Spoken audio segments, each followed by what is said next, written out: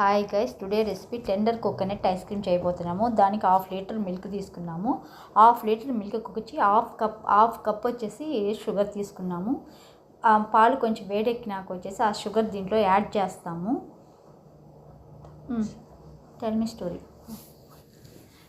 ఒక ఊర్లో అండి ఒక అమ్మ కొడుకు ఉన్నాడండి. ఆ కొడుకు వచ్చేసి అందరికి హెల్ప్ చేసే నేచర్. ఆ కొడుకుకి ఎవరు హెల్ప్ అడిగినా హెల్ప్ చేస్తానే ఉంటాడు. పక్కింటోళ్ళు, ఫ్రెండ్స్ ఎవరు హెల్ప్ అడిగినా పోయి హెల్ప్ చేస్తాడు. 1 minute.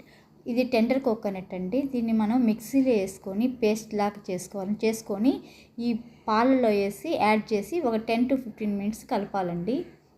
అప్పుడు వాళ్ళమ్మ ఒకరోజు చెప్పిందండి, ఇట్లా మన ఇల్లు వచ్చేసి రిపేర్గా ఉంది, వాన వచ్చేటట్టు ఉంది, నువ్వు సరి చేసేసిపో, సైక్లోన్ వచ్చేటట్టు ఫామ్ అయ్యేటట్టు న్యూస్లో అంతా చెప్తున్నారు, నువ్వు కొంచెం ఇది సరి చేస్తే బాగుంటుంది.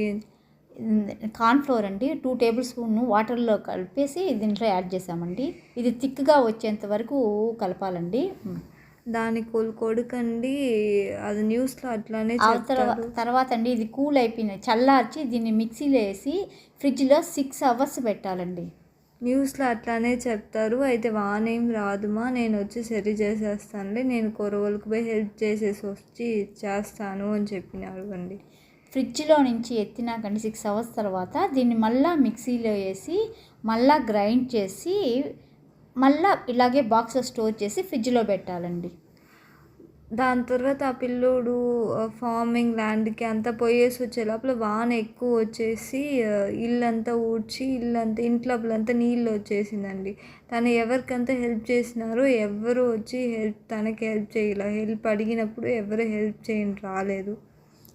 అంతే అండి. ఫ్రిడ్జ్లో పెడతాం. ఫ్రిడ్జ్లో పెట్టి ఒక few hours తర్వాత ఎత్తి చూస్తే ఐస్ క్రీమ్ రెడీ అయిపోతుందండి. వాళ్ళ అమ్మ కాడ పోయేసి, సారీ అమ్మ, ఇంక పోయినా నేను ఇట్లా చేయను, ఫస్ట్ నేను నా పనే చేసేసి వచ్చి నేను ఇంక కొత్త కొడుకుగా నన్ను చూస్తావు రేపు నుంచి అన్నాడండి. దాని తర్వాత నెక్స్ట్ రోజు మార్నింగ్ అలా ఫార్మింగ్ ల్యాండ్కి పోయేటప్పుడు వాళ్ళ ఫ్రెండ్ అడిగినాడు, నాకు కొంచెం హెల్ప్ చేస్తావా నా ఫార్మింగ్ ల్యాండ్లో అడిగినప్పుడు వాళ్ళు చెప్పినాడు, నాకు కొంచెం పని ఉంది, నేను అది చేసి తప్పుగా అనుకోబాక నేను అది చేసేసి వచ్చేసి నీకు కావాలంటే హెల్ప్ చేస్తాను అని చెప్పినాడండి.